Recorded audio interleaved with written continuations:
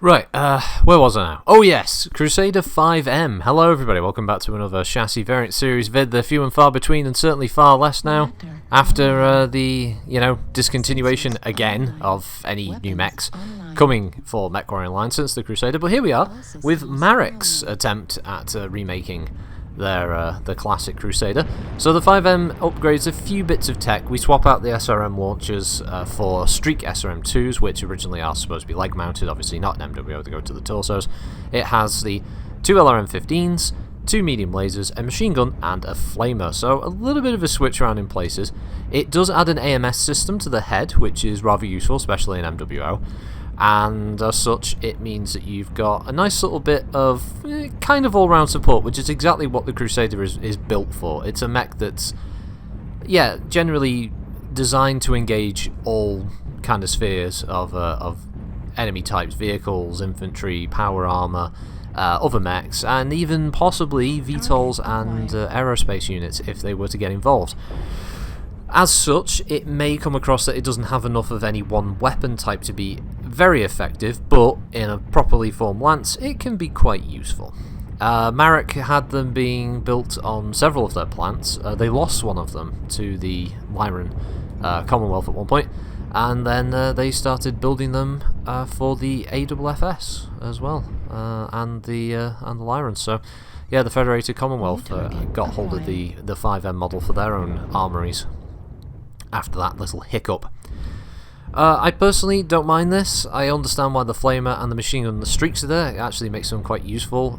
Without knowing it, they kind of built a decent version that was good against elementals, because one of the few things that could hit them were smaller weapons like small lasers, streak missiles, SRMs in general, flamers and machine guns. So really, 5Ms would have been very, very useful in protecting a lance from an elemental swarm should they attack. Because, the streaks would be perfect anti-elemental weaponry. Now, that was not the case, as this was the whole point in these. It was just to add a little bit of the lost tech that had been discovered at the time, and this version came out in 3049, if I remember correctly. So, Marik were working here. They were also using double heat sinks by default, and it also has the dreaded XL engine, which in MWO is, for most people, a big no-no.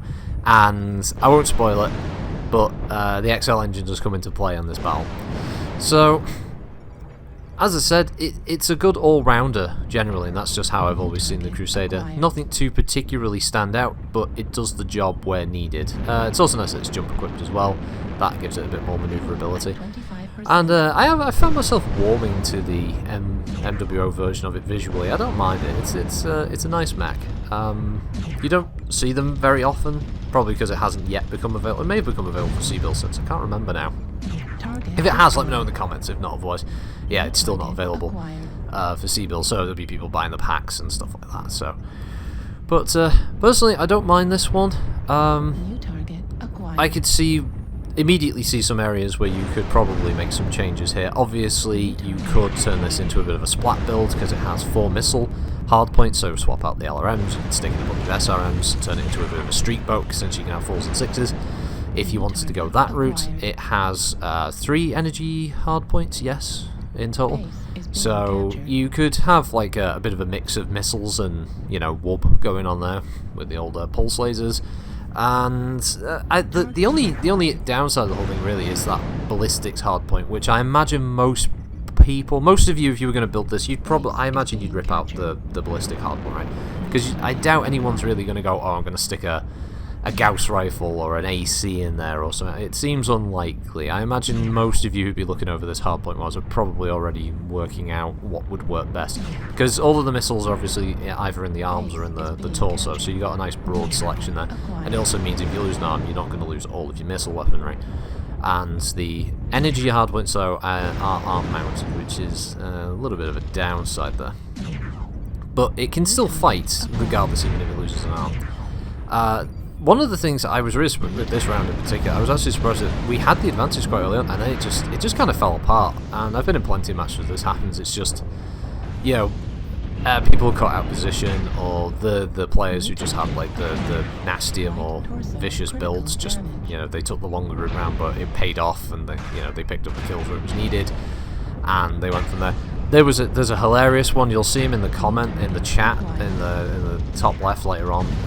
It just, I have to love the players who have the lowest score in a match, and yet they're the first ones to bitch at the whole team because, I think he said something along the lines of like, it's a pity how few people know how to play the game mode or something like that. There you go, there's the XL engine coming into play. I think I did alright damage for a stock weapons build. Bear in mind, it's stock weapons. But he makes some comment like that, and when I checked it, he was the guy in the Awesome who was completely isolated from the rest of the team, and just didn't come over when the rest of the team moved off. Now, I understand that he was trying to block it. There's his comment there, you can read it on screen. I understand he was trying to hold that area, but the problem is, if the rest of your team, especially in this game, wander off in one direction, you won't be able to hold it on your own, even if you are in an assault mech. Because, well, it's DPS in this game, it's not positioning or, tactics. It's, you follow the blob and you kill all the other players who are in the smaller blob, and that's how you win most games. It very rarely comes down to an actual skilled match between two pilots. If you want that, you go play like Living Legends or fucking Solaris possibly, at a stretch. So, yeah, playing this and trying to hit just the objective very rarely works, sadly. But his comment was funny nonetheless. He's quite low on the scoreboard. It made me chuckle. Anyway, it's the Crusader 5M. I'll have to get around to finishing the others, but until then, have a good week everybody. Thanks for watching, and I'll catch you next time. Bye bye.